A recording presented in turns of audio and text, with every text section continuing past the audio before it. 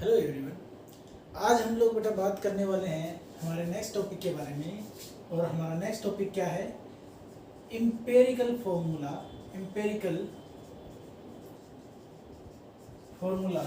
And molecular formula.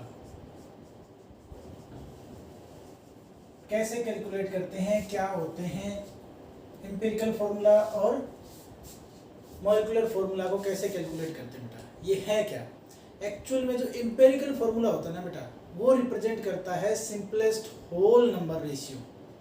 जितने भी various atoms present होते हैं किसी भी एक मॉलिक्यूल में या एक कंपाउंड में, उनका सिंपलेस्ट होल नंबर रेशियो क्या होता है? एम्पेरिकल फॉर्मूला होता है बेटा। तो मैं EF लिख रहा हूँ, इसका मतलब एम्पेरिकल फॉर्मूला है। एम्पेरिकल फॉर्मूला क्या होता है? सिंपलेस्ट होल नंबर रेशियो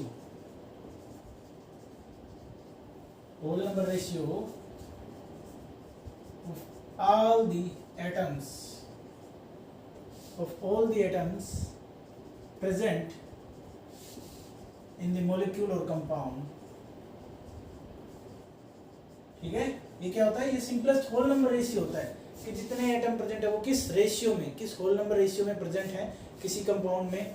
और जबकि जो मॉलिक्यूलर फॉर्मूला होता है, MF लिख रहा हूं बेटा, मॉलिक्यूलर फॉर्मूला जो होता है वो क्या होता है बेटा? मॉलिक्यूलर फॉर्मूला एक्चुअल में एग्जैक्ट नंबर होता है। क्या होता है? It is the exact number of atoms. ठीक है, exact number of atoms present in A compound. ठीक है, किसी भी कंपाउंड में कितने टाइप के कितने एटम प्रेजेंट है वो तो है मॉलिक्यूलर फॉर्मूला। और जितने टाइप के जो एटम है वो जिस होल नंबर रेशियो में प्रेजेंट होते हैं बेटा, उसको बोलते हैं एम्पिरिकल फॉर्मूला। अब इन दोनों को कैलकुलेट कैसे किया जा सकता है बेटा? अगर हमें मोलर मास दिया हो और मास परसेंटेज दी हो अलग अलग एलिमेंट्स की किसी भी कंपाउंड के, तो हम क्या कर सकते हैं? उससे एम्पिरिकल फॉर्मूला और मॉलिक्यूलर फॉर्मूला दोनों निकाल सकते हैं बेटा। ठीक है, दोनों के दोनों हम उससे कैलकुलेट कर सकते हैं। अब पहले एक क्वेश्चन लिख लेते हैं, उसके बाद उसको सोल्व करते हैं बेटा। क्वेश्चन क्या है हमारे पास? देखो, क्वेश्चन क्या दिया है कि एक कंपाउंड है जिसके अंदर 4.07% तो हाइड्रोजन है। हाइड्रोजन कितनी है? 4.07% है। किसी एक कंपाउंड में हाइड्रोजन कितनी है? 4.07% है बेटा। ठीक है, उसके बाद 24.27% कार्बन है। 24.27% क्या है? कार्बन है बेटा। ठीक है, हाइड्रोजन कितना? 4.07, कार्बन कितना? 24.27% है। ठीक है, उसके बाद 71.65% क्या है? क्लोरीन है। क्लोरीन कितना है बेटा? 71.65% है। ठीक है, क्लोरीन कितना है? 71.65% है। और इस कंपाउंड का मोलर मास हमें दिया हुआ है। मोलर मास कितना है? 98.96 ग्राम। ठीक है, 98.96 ग्राम मोलर मास दिया हुआ है। हमें इसका एम्पिरिकल फॉर्मूला निकालने की, पहले तो कंपाउंड का एम्पिरिकल फॉर्मूला निकालने की इसका कंपाउंड का फॉर्मूला क्या होगा, उसके बाद इसका मॉलिक्यूलर फॉर्मूला निकालना होगा बेटा। ठीक है, तो कुछ स्टेप्स हैं जिन्हें हमें फॉलो करना होता है। सॉल्यूशन जब करेंगे इस प्रॉब्लम का, तो सबसे पहला स्टेप बेटा, सबसे पहले स्टेप में क्या करना होगा कि जो मास परसेंट है ना, ये जो मास परसेंट 4.07%, 24.27% और 71.65% है, इनको हमें ग्राम में कन्वर्ट कर देना है। मान लेते हैं कि टोटल मिला के कितना है? 100%। परसेंटेज तो 100 ही होता है ना बेटा, तो हम उसको किसके इक्वल मान लेते हैं? 100 ग्राम के इक्वल मान लेते हैं। और जितनी परसेंटेज 100 में से उतने ग्राम लिख देते हैं इनको। इसका मतलब हाइड्रोजन कितना हुआ? 4.07 ग्राम हुआ। कार्बन कितना हुआ? 24.27 ग्राम हुआ। और क्लोरीन कितना हुआ? 71.65 ग्राम हुआ। तो मैंने इनको क्या कर लिया? सबसे पहले स्टेप में मैंने इनको ग्राम में कन्वर्ट कर लिया। किसको ग्राम में कन्वर्ट किया बेटा? मास परसेंट को ग्राम में कन्वर्ट कर दिया है। अब हमें क्या निकालना है? अब इनके नंबर ऑफ मोल्स निकालने हैं, हर एक के नंबर ऑफ मोल्स। ठीक है, नंबर ऑफ मोल्स निकालने हैं। तो मोल्स ऑफ हाइड्रोजन, जब भी हमें नंबर ऑफ मोल्स निकालने होते हैं ना, तो given mass by molar mass कर देना होता है बेटा। क्या कर देना होता है, गिवन मास बाई मोलर मास। तो गिवन मास क्या है हमारे पास 4.07 ग्राम, और हमें पता है इसका मोलर मास कितना होता है हाइड्रोजन का 1.008 ग्राम, इतना ही होता है ना। मोलिकुलर मास कितना है, मोलर मास या मोलिकुलर मास कितना होता है हाइड्रोजन का 1.008 ग्राम, ये तो हम पहले पढ़ चुके हैं मोल कॉन्सेप्ट में, ठीक है। तो इसको जब सोल्व करेंगे तो आंसर आएगा हमारे पास 4.04 नंबर ऑफ मोल्स कितने निकले, हाइड्रोजन के नंबर ऑफ मोल्स निकले 4.04 बेटा, ठीक है। फिर सेकंड वन निकालते हैं कार्बन के moles of carbon, moles of carbon के मोल्स निकालने हैं। तो कार्बन का गिवन मास कितना है 24.27 ग्राम, डिवाइड कितने से करना है, कार्बन का कितना होता है भाई 12.01 ग्राम, कार्बन एटम का 12.01 ग्राम मोलर मास होता ही है। इसको इससे डिवाइड करोगे तो कितना आएगा बेटा 2.021 आएगा, कितना आएगा 2.021 आएगा, ठीक है, सिंपल सी बात है। उसके बाद थर्ड वन निकालना है बेटा हमें, क्या, मोल्स ऑफ क्लोरीन, क्लोरीन के मोल निकालने हैं बेटा। क्लोरीन का गिवन मास कितना है 71.65 ग्राम है, और होता कितना है इसका भाई 35.453 होता है, 35.453 ग्राम होता है बेटा। तो दोनों को डिवाइड करो कितना आ जाएगा 2.021 ग्राम, 2.012 आ जाएगा। ये नंबर ऑफ मोल्स निकाले हैं बेटा हमने, ये क्या निकाले, नंबर ऑफ मोल्स निकाले हैं। हाइड्रोजन के नंबर ऑफ मोल्स 4.04 आए, और नंबर ऑफ मोल्स कार्बन के कितने आए 2.021 आए, और नंबर ऑफ मोल्स क्लोरीन के भी कितने आए 2.021 आए। अब थर्ड स्टेप में क्या करना बेटा, स्टेप थ्री में क्या करना बेटा हमें वो देखना है। थर्ड स्टेप में हम क्या करेंगे, थर्ड स्टेप में हमें क्या करना है कि जो भी हमारे पास नंबर ऑफ मोल्स आए हैं उनमें से जो सबसे छोटा नंबर है, सबसे छोटा स्मॉलेस्ट वन, ध्यान से सुनो, जितने भी नंबर ऑफ मोल्स आए देखो, एक 4.04, 2.021, 2.021, जो सबसे स्मॉलेस्ट है उससे सबको डिवाइड कर दो। इसका मतलब क्या हुआ, जब हाइड्रोजन की बात करेंगे तो क्या आएगा 4.04 को डिवाइड करो 2.021 से डिवाइड कर दोगे तो हमारे पास कितना आएगा 2, आंसर 2 आया। कार्बन वाले केस में 2.021 को 2.021 से डिवाइड करो, आंसर कितना आएगा 1, और फिर क्लोरीन वाले में 2.021 को 2.021 से डिवाइड करो तो कितना आंसर आएगा 1 आएगा। तो ये क्या आया बेटा, ये होल नंबर आ गए, सिंपल होल नंबर, और इसी रेशियो में कंपाउंड होगा। इसका मतलब रेशियो क्या आ रहा है, देखो कंपाउंड्स का रेशियो क्या बन रहा है 2:1:1, ठीक है। तो इनसे हम क्या लिखेंगे, ये तो सिंपलेस्ट होल नंबर रेशियो आ गया, इससे हम क्या लिखेंगे empirical formula of the compound लिखेंगे बेटा। तो इंपेरिकल 2:1:1 में इंपेरिकल फॉर्मूला क्या होगा बेटा, इंपेरिकल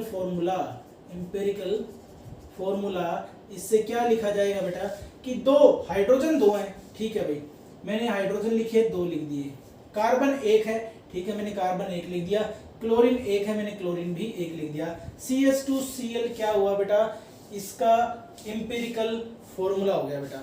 CH2Cl क्या हुआ, इसका इंपेरिकल फॉर्मूला हो गया बेटा। CH2Cl क्या हुआ, इंपेरिकल फॉर्मूला हुआ। तो अब हमें क्या करना है, मॉलिक्यूलर फॉर्मूला और निकालना है बेटा। अब हमें क्या करना है, मॉलिक्यूलर फॉर्मूला निकालना है बेटा। मॉलिक्यूलर फॉर्मूला निकालने से पहले हमें क्या करना होगा, इस इंपेरिकल फॉर्मूला का इंपेरिकल फॉर्मूला मास निकालना है। क्या निकालना है बेटा, स्टेप लास्ट का स्टेप है स्टेप 4, उसमें सबसे पहले क्या करना पड़ेगा, इंपेरिकल फॉर्मूला मास निकालना होगा। Empirical formula mass of CH2Cl। अब CH2Cl का इंपेरिकल फॉर्मूला मास निकालना होगा, ये कैसे निकालेंगे बेटा, कार्बन का हमें पता है 12.01 ग्राम होता है, ठीक है, प्लस में 2 हाइड्रोजन है तो 2 × 1.008 ग्राम हो गया बेटा, प्लस में क्लोरीन का कितना होगा 35.453 ग्राम होगा बेटा, ठीक है। ये कितना आ जाएगा भाई, ये कितना आ जाएगा, इन सबको जोड़ दो टोटल मिला के, और कितना आ जाएगा भाई, ये देखो ध्यान से, ये आ जाएगा हमारे पास 4, इन सबको जोड़ो टोटल करके, इसको सोल्व करके इनको जोड़ो, ये आ जाएगा हमारे पास 49.48 ग्राम, 49.48 ग्राम आ जाएगा, 49.48 ग्राम। ये क्या आया, इंपेरिकल फॉर्मूला मास आया बेटा। तो जब भी हमें मॉलिक्यूलर फॉर्मूला निकालना हो, मॉलिक्यूलर फॉर्मूला निकालने के लिए हमें क्या करना होगा, मॉलिक्यूलर फॉर्मूला निकालने के लिए हमें क्या निकालना है, n निकालना है, और n n कैसे निकलेगा बेटा, जो गिवन मोलर मास है उसको डिवाइड कर दो इंपिरिकल फॉर्मूला मास से डिवाइड कर दो। तो गिवन मोलर मास क्या था हमारे पास 98.96 gram divide by empirical formula mass क्या निकल के आया 49.48 ग्राम। इसको इससे डिवाइड करो, आया 2। n की वैल्यू कितनी आई 2 आई। तो जैसे ही मॉलिक्यूलर फॉर्मूला निकालोगे तो हमें क्या करना होगा, जो इंपिरिकल फॉर्मूला आया था हमारा, इंपिरिकल फॉर्मूला को n से मल्टीप्लाई कर देना होता है बेटा। जितना n हमारा आया, n कितना आया 2 आया, n की वैल्यू क्या आई 2 आई। तो m को इंपिरिकल फॉर्मूला से मल्टीप्लाई कर देना, मतलब CH2Cl को मल्टीप्लाई कर देना है किससे 2 से। इसका मतलब क्या हुआ C2H4 और Cl2। ये हमारा क्या निकला बेटा, मॉलिक्यूलर फॉर्मूला निकला इस कंपाउंड का, जिसका मोलर मास हमें गिवन था, percentage mass composition mass percentage दी हुई थी, और उसका हमारे पास इंपेरिकल फार्मूला CH2Cl आया और मॉलिक्यूलर फार्मूला C2H4Cl2 आया बेटा। अब बेटा बात करते हैं हम लोग नेक्स्ट टॉपिक के बारे में। हमारा नेक्स्ट जो टॉपिक है उसको समझना है, वो क्या है, बहुत इंपॉर्टेंट है बेटा, stoichiometry and stoichiometric coefficient.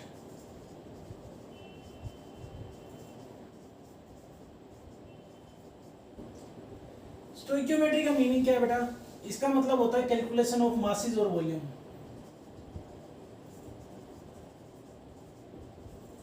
Greek word से लिया गया है, ठीक है, दो ग्रीक वर्ड के जोड़ से बना है या एडिशन से बना है, दो ग्रीक वर्ड, और उनका मीनिंग क्या होता है कैलकुलेशन ऑफ मासेस, और कुछ टाइम समटाइम्स क्या होता है वॉल्यूम भी होता है। तो मास वगैरह को कैलकुलेट करने के लिए किस में, in a balanced chemical reaction. कब ये कैलकुलेशन कब होगी, in a balanced chemical equation, in a balanced chemical equation. किसी भी रिएक्शन के लिए जो बैलेंस्ड केमिकल इक्वेशन लिखी जाती है बेटा, उसके अंदर ये कैलकुलेशन इन्वॉल्व होती है।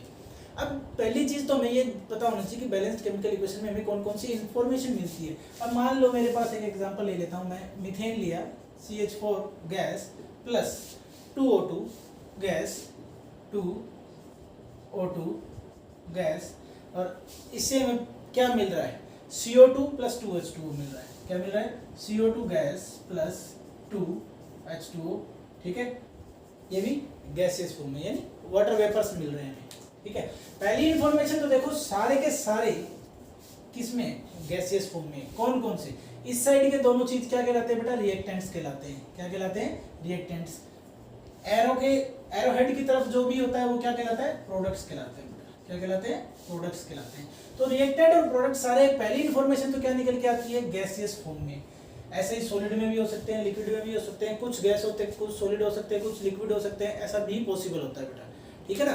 तो सबसे पहली चीज तो यही आती है। दूसरी चीज स्टोइकियोमेट्री क्या कहती है, ये जो नंबर लिखा हुआ है O2 के आगे जो नंबर लिखा हुआ है, H2O के आगे जो नंबर लिखा हुआ है, ये जो नंबर होता है ना बेटा, इसी नंबर को क्या बोला जाता है बेटा, स्टोइकियोमेट्रिक कोएफिशिएंट बोला जाता है। स्टोइकियोमेट्रिक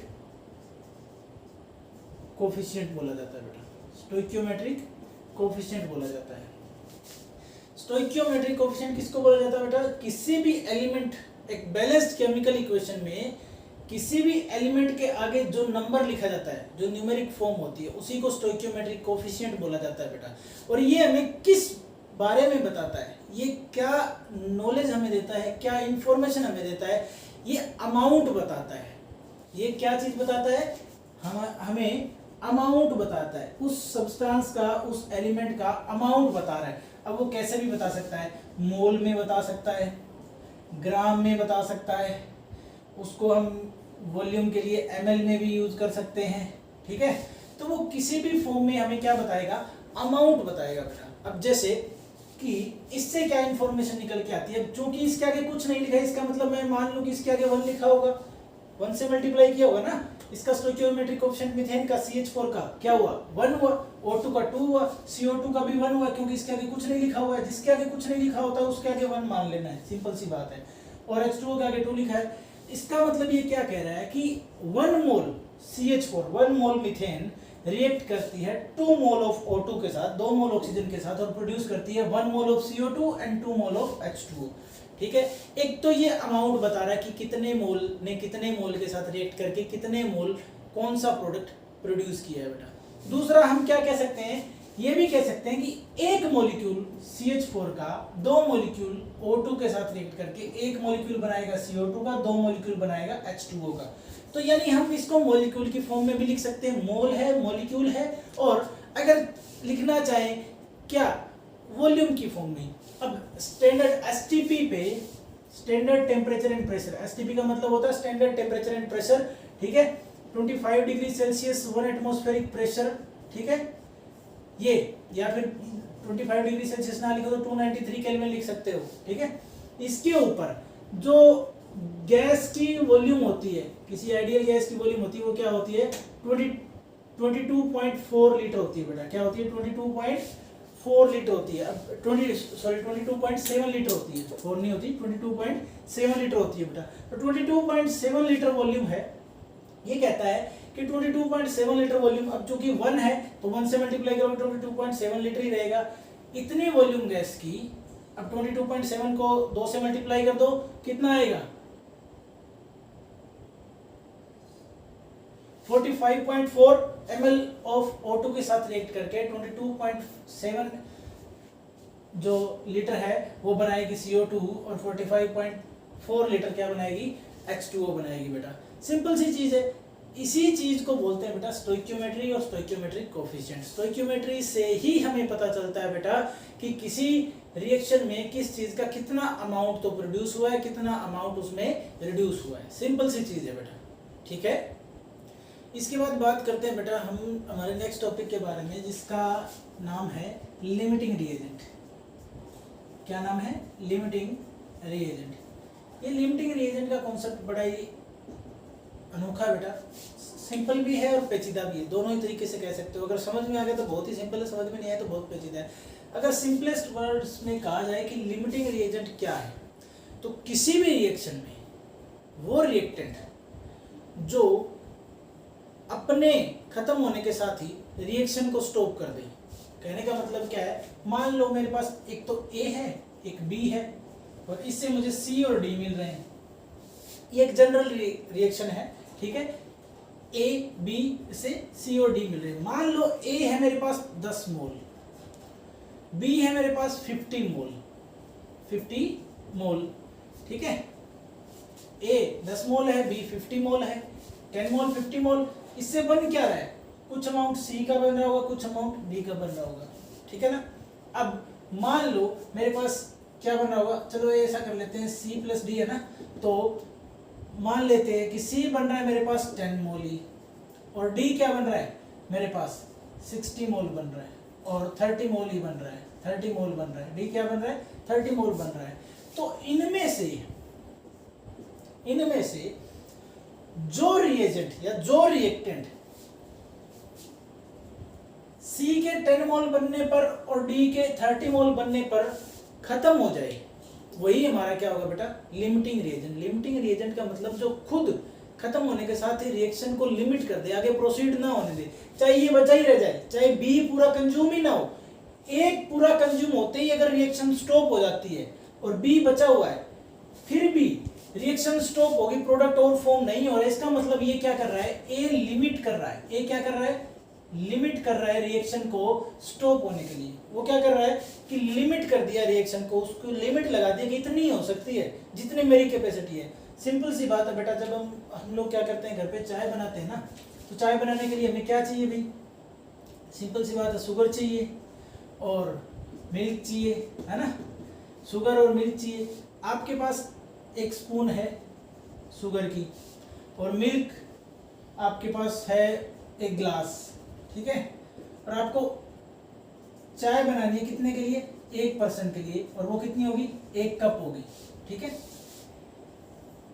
1 ग्लास दूध आपके पास, ठीक है, 1 स्पून चीनी है, तो 1 स्पून चीनी, अब मान लो चलो ऐसा कर लो 10 स्पून मान लो चीनी की, और जो मिल्क है वो 1 कप मान लो, ठीक है। तो अब 1 कप मिल्क में कितनी चीनी डालें कि 1 कप चाय बन जाए। हमें पता होता है कि इतनी चीनी डालते ही चाय बन जाएगी, हमने उतनी ही चीनी डाली, मान लो 5 स्पून में बन गई हमारी चाय, ठीक है। हमारी रेसिपी क्या कहती है कि 5 स्पून में ही चाय बन गई है, लेकिन 5 स्पून चीनी तो अभी बच गई, 5 चम्मच चीनी तो अभी बची हुई है ना। अगर इसकी वजह से रिएक्शन लिमिट हो रही है तो ये क्या होगा, लिमिटिंग रिएजेंट होगा ना, कि इसके पास चीनी तो बची है लेकिन चाय तो एक ही कप बनानी है, एक कप तो बन चुकी, इसका मतलब अब रिएक्शन स्टॉप, दूध और है ही नहीं और चाय बनेगी नहीं, इसका मतलब क्या, रिएक्शन स्टॉप होगी। तो जो जिसकी कमी की वजह से क्या हो जाए, रिएक्शन स्टॉप हो जाए, वो हमारा क्या होता है, लिमिटिंग रिएजेंट। यानी यहाँ एक कप मिल्क है, अगर इससे ज्यादा होता तो और चाय बनती थी, इसका मतलब ये मिल्क क्या है, हमारा लिमिटिंग रिएजेंट है। मतलब कहने का मतलब क्या है बेटा, सिंपल वर्ड्स में क्या कह सकते हैं कि लिमिटिंग रिएजेंट वो कंपाउंड है या वो मॉलिक्यूल है या वो रिएक्टेंट है जिसकी कमी की वजह से, जिसकी खुद की वजह से, जिसके कंजम्पशन से, जिसके कंप्लीट कंजम्पशन के बाद रिएक्शन स्टॉप हो जाती है, प्रोडक्ट और नहीं बनता, चाहे दूसरा रिएक्टेंट कितनी मात्रा में पड़ा हो, तो उस रिएक्टेंट को क्या बोलेंगे बेटा, लिमिटिंग रिएजेंट बोलेंगे। क्या बोलेंगे, लिमिटिंग रिएजेंट बोलेंगे बेटा, ठीक है। तो अब ऐसे ही क्या है, लिमिटिंग रिएजेंट के न्यूमेरिकल्स आते हैं बेटा, तो न्यूमेरिकल सोल्व करने की कोशिश करेंगे, एक न्यूमेरिकल ले लेंगे और उसको सोल्व करने की कोशिश करेंगे, ठीक है। अब मान लो कि हमारे पास जो न्यूमेरिकल है वो दिया हुआ है कि एक केमिकल इक्वेशन दे रखी है, मान लो नाइट्रोजन दे रखा है, नाइट्रोजन और हाइड्रोजन की रिएक्शन करवा के अमोनिया बना रहा है, वो कह रहा है कि हमारे पास 50 किलोग्राम नाइट्रोजन है। क्या कह रहा है, 50 किलोग्राम नाइट्रोजन है। नाइट्रोजन कितना दिया हुआ है, 50 केजी दिया हुआ है बेटा, 50 केजी नाइट्रोजन दिया हुआ है, और वो कितने हाइड्रोजन के साथ रिएक्ट कर रहा है बेटा, हाइड्रोजन है 10 केजी, 10 केजी क्या है, हाइड्रोजन है, 50 केजी क्या है, नाइट्रोजन है, 10 केजी क्या है बेटा, हाइड्रोजन है। 10 केजी हाइड्रोजन के साथ वो H2 के साथ वो क्या कर रहा है, रिएक्ट कर रहा है और बना रहा है क्या, अमोनिया बना रहा है बेटा। क्या बना रहा है, अमोनिया बना रहा है। अब अमोनिया जो है वो बना रहा है बेटा, तो वो कहता है कि अमोनिया कितना बना रहा है, 17.86, ठीक है। एक मिनट,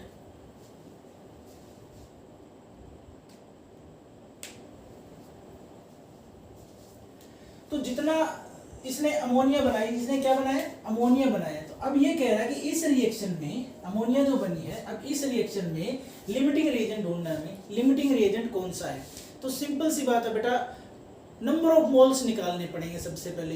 किसी भी लिमिटिंग रिएजेंट को निकालने के लिए सबसे पहले इन दोनों के नंबर ऑफ मोल्स निकालने पड़ेंगे। जब नंबर ऑफ मोल्स निकालेंगे तो क्या दिए, given mass by molar mass, simple सी बात कर देते हैं, ठीक है ना। अब कितना होता है मोलर मास नाइट्रोजन का, 28 ग्राम होता है, 28 ग्राम, ठीक है। तो इसका मतलब क्या है, 50 केजी, 50 केजी को ग्राम में कन्वर्ट करोगे, 1000 से मल्टीप्लाई करोगे, 28 ग्राम, ठीक है ना। 28 ग्राम से डिवाइड कर दोगे, हमारे पास आंसर आ जाएगा। सिंपल सी बात है, नंबर ऑफ मोल्स निकलाएंगे किसके, नाइट्रोजन के, और वो कितने होते हैं बेटा, 17.86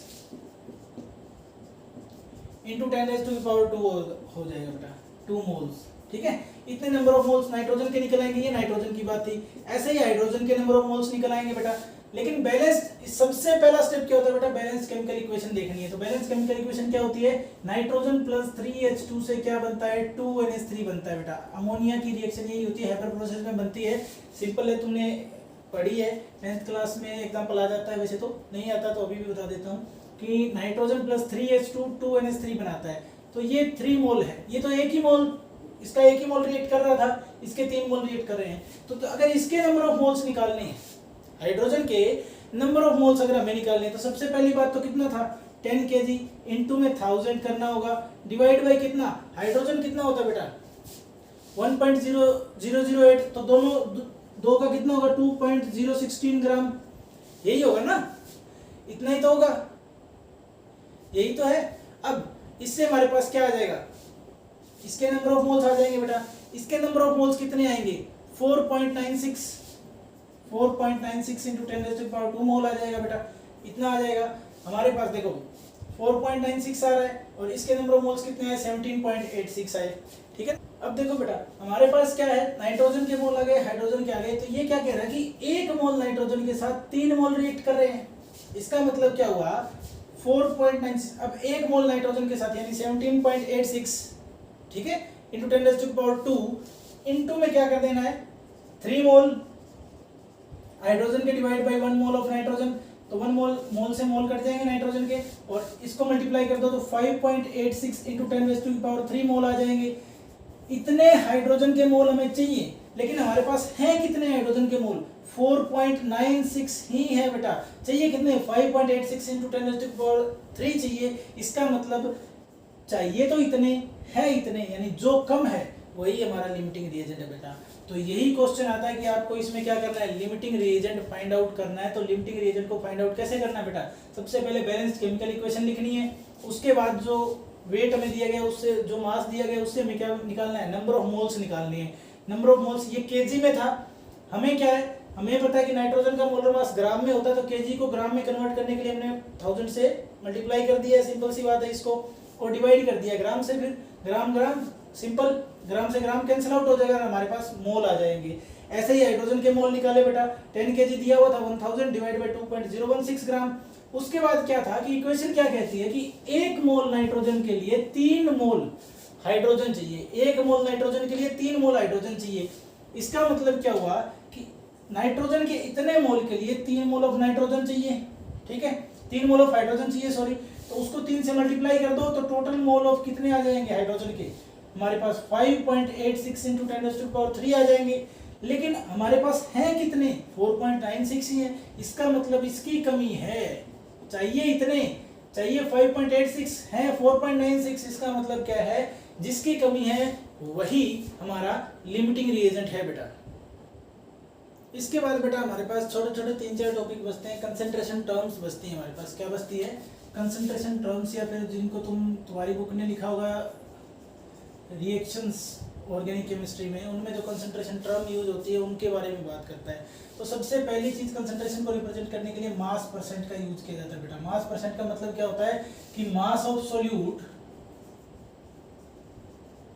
divide by mass of solution into में 100 कर दो, तो ये मास परसेंट निकलाता है बेटा। Mass of solute divide by mass of solution into में 100 कर दो, mass of solute divide by mass of solution into में 100 कर दो, तो हमारे पास क्या निकल आएगा बेटा, मास परसेंट निकल आएगा। सेकंड क्या होता है बेटा, हमारे पास मोल फ्रैक्शन होता है। सेकंड क्या होता है, मोल फ्रैक्शन होता है बेटा। सेकंड क्या होता है, मोल फ्रैक्शन होता है। मोल फ्रैक्शन क्या है बेटा, सिंपल सी चीज है कि ये रेशियो होता है नंबर ऑफ मोल्स किसी एक कंपोनेंट का टोटल कंपोनेंट के साथ। क्या होता है, ratio of number of moles, ratio of number of moles of A component in solution to the all component. ठीक है, सॉल्यूशन में जिसका नंबर ऑफ मोल्स निकालना होगा, यानी जिसका मोल फ्रैक्शन निकालना है, उस कंपोनेंट के नंबर ऑफ मोल्स का रेशियो रहेगा टोटल नंबर ऑफ मोल्स के साथ। कैसे, अब मान लो मेरे पास एक सॉल्यूशन है, ठीक है, उसके अंदर 2 कंपोनेंट, एक ए है एक बी है, और मुझे क्या निकालना है, मोल फ्रैक्शन। मोल फ्रैक्शन को ऐसे रिप्रेजेंट किया जाता है बेटा काई से। इसको क्या बोलते हैं, सिंबल को काई बोला जाता है, काई बोला जाता है, एक्स की तरह दिखता है, काई बोला जाता है। ठीक है, मोल फ्रैक्शन को एक्स से रिप्रेजेंट किया जाता है। ए के निकालने हैं, मोल फ्रैक्शन ऑफ ए निकालना है, तो इसके लिए क्या होगा, number of moles of A divide by total number of moles of all the component present in the solution. यानी 2 ही कंपोनेंट प्रेजेंट है, ए और बी, तो उनके नंबर ऑफ मोल्स लिख दिए बेटा, सिंपल है। ऐसे ही अगर मुझे मोल फ्रैक्शन बी का निकालना होगा, तो number of moles of B divide by number of moles of A plus number of moles of B. यानी ऊपर तो जिस कंपोनेंट का हमें निकालना है मोल फ्रैक्शन वो लिखना है, और नीचे जितने भी कंपोनेंट उन सबके मोल फ्रैक्शन, उनके नंबर ऑफ मोल्स को ऐड कर देना बेटा। और एक चीज ध्यान में रखनी है बेटा, अगर 2 कंपोनेंट, मैं मान के चल रहा हूं कि बाइनरी सॉल्यूशन है जिसमें 2 ही कंपोनेंट है, तो 2 कंपोनेंट में कभी भी मोल फ्रैक्शन दोनों का एक से ज्यादा नहीं होगा। Always the mole fraction of all the component present in a solution will be unity, हमेशा यूनिटी ही रहेगा। ठीक है, मोल फ्रैक्शन हमेशा यूनिटी रहेगा। Sum of all mole fraction present in the all component present in the solution, जितने भी component present है सॉल्यूशन के अंदर, चाहे वो n नंबर ऑफ कंपोनेंट्स हो सॉल्यूशन के अंदर, उन सब का मोल फ्रैक्शन का अगर सम कर दिया जाए तो वो हमेशा यूनिटी ही रहेगा, एक से कभी भी ज्यादा नहीं आएगा बेटा। ठीक है, उसके बाद आती है बेटा नेक्स्ट टर्म हमारे पास, थर्ड टर्म जिसको हमें पढ़ना है, वो क्या है, मोलेरिटी। मोलेरिटी को कैपिटल एम से डिनोट किया जाता है बेटा, मोलेरिटी को कैपिटल एम से डिनोट किया जाता है। फॉर्मूला क्या होता है इसका बेटा, number of moles of solute, number of moles of solute divide by